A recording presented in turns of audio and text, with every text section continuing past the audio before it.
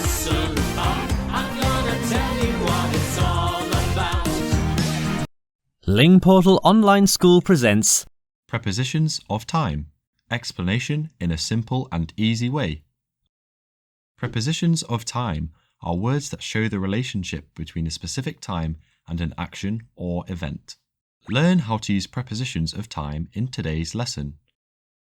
Prepositions of time are essential parts of English grammar, as they help to define when events or actions take place. They serve multiple functions, allowing us to specify durations, start and end points, sequences, deadlines, and periods within which events occur. This provides clarity and structure in communication, helping listeners or readers understand the exact timing of an event or action.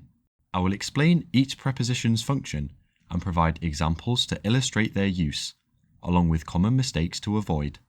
At the end of this lesson, you will get the best tool to memorize prepositions of time, so stay with me.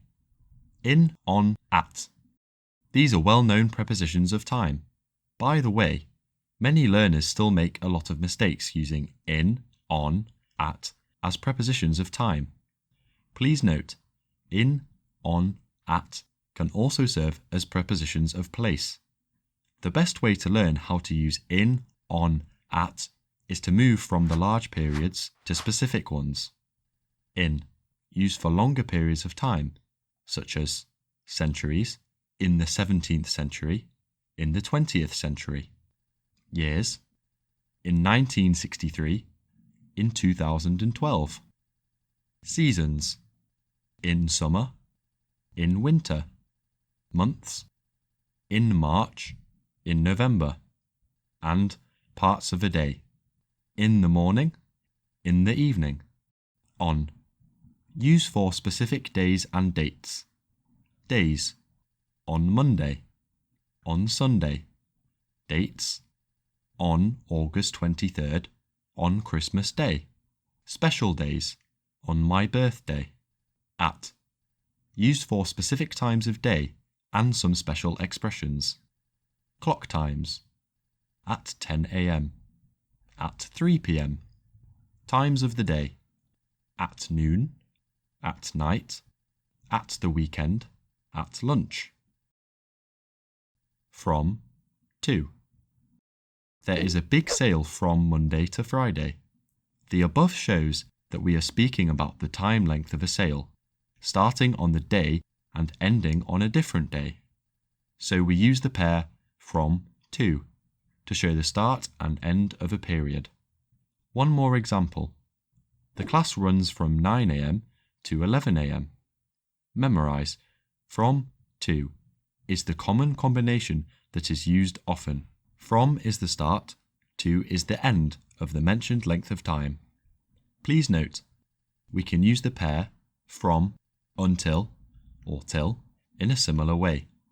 For example, they were on vacation from Monday until Friday. Of course, it's possible to replace until with to Friday. Until, till. Let's look at the pair until, till more closely. Here is an example. We stayed up until midnight. Have you noticed that we used until without a start preposition? Until, or till, is used to show that something continues up to a specific time. What is the difference between until and till? It is simple. Until is formal. Till is a less formal version of until and is mainly used in spoken English. It is important to know the common mistakes with until, till. Sometimes until is confused with by. Remember, until implies to the whole period, from starting point to a deadline. By refers only to the deadline and means not later than. We don't use until to talk about things that must happen before a particular time or deadline. I need this report by Friday. By means the report is due on Friday. Until is the incorrect preposition in this sentence. Within, during, through. These words refer to a period of time, but have different meaning, so they are easily confused. Within indicates a time period in which something will be done or occur, emphasizing that it happens no later than a specific time. For example, she'll return within a week means that there is a deadline on the time in which she returns. During is used to indicate that something happens within an entire period or event. For example, she took notes during the lecture means the action, take notes, is done during the whole period of the lecture. Through is often used to express the duration of the period from the start to the end. For example, he worked through the night to finish the project means the duration, all night, of the period. A common mistake with using during is with specific times instead of periods or events. Here are examples. I will call you during 5 p.m. Incorrect. It is correct to say, I will meet you at 5 p.m. or I will call you during the evening. Before, after. Before and after indicate when events in time happen. Before refers to an earlier time than something else. For example, she left before the meeting started means that left is the first action. The action, meeting started, is the second. After refers to a later time than something else. The same example as above, she left after the meeting started, means that meeting started is the first action and left is the second. For, since. This is the next interesting pair that confuses learners. For is used to specify the duration or length of time something has been happening. For example, she's been studying for 2 hours. Memorise. Use for to speak about length of time.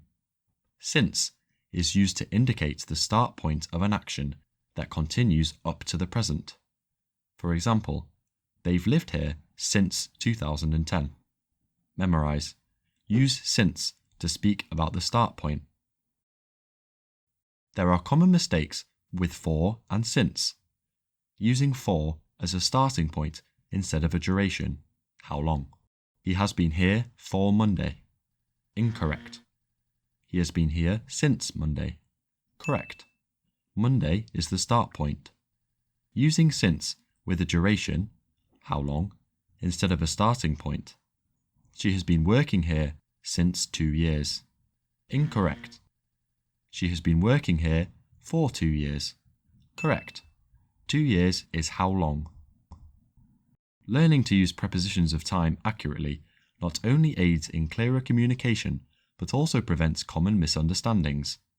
In order to develop the skill of using prepositions of time in speech, I recommend using the song It Is Funny. You can use it on your smartphone. I'm on a preposition mission, so listen up. I'm gonna tell you what it's all about. So if you're on a preposition mission, listen, and you will never be in any doubt. Use on with days of the week, on Monday, on Tuesday, on Wednesday, on Thursday, on Friday, on... It's as simple as that. Easy. Use in with months, seasons, year, time of day, or before an exact time. A little something like this. Check it out. In June, in summer, in the evening, in 1963, in a minute, in an hour. Use at night, at the weekend, or at an exact time, like at 5 p.m. Wow!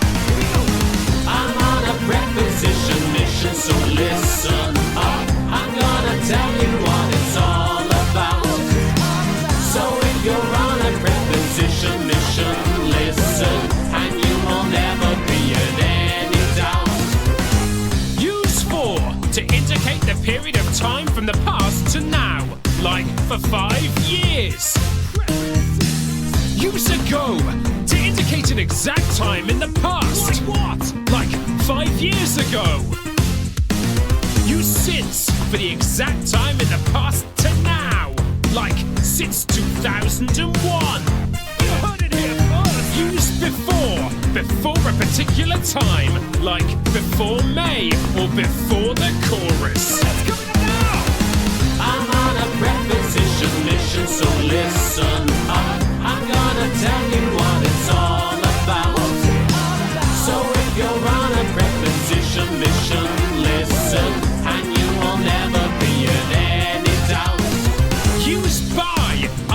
particular time, like I'll do this by 3 o'clock. Will you? Or you could use by to indicate someone who's done something, like a novel by Henry or this song by me. Use to or till to define the end of a time, like from 9 to 5 or 9 till 5. Use till or until before a particular time, like I'll be waiting till Friday or until the end of time. I'm on a preposition mission, so listen up. I'm gonna tell you